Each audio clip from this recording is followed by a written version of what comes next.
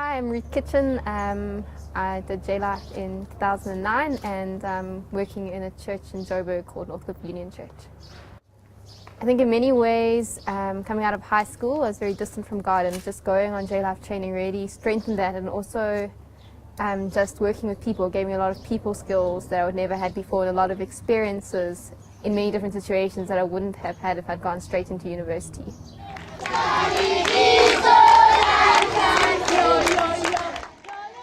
With youth as our mandate, I think J-Life focuses on youth because they're such an important generation to focus on, because the church gradually is getting older, and we need new believers who can be spiritual leaders and lead the church on. And I think that's why it's important to focus on the youth. I mean, I think the youth is a large portion of the population nowadays, and it's just so important to train them up to take responsibility in the church.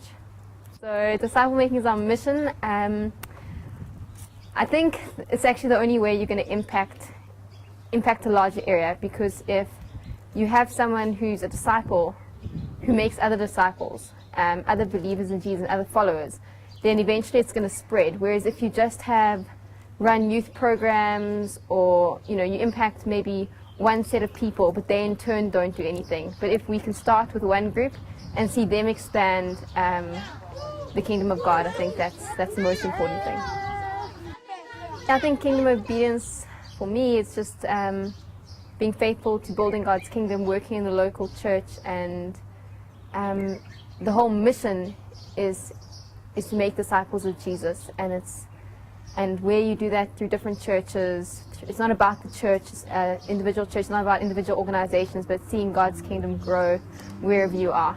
It stretches you. It gets you to do things that you'd never do in an ordinary college or varsity or just a normal gap year. And I think it impacts you for the rest of life. You learn things that you can take with you to any career, how to follow Jesus in any situation. It's not just limited to youth ministry.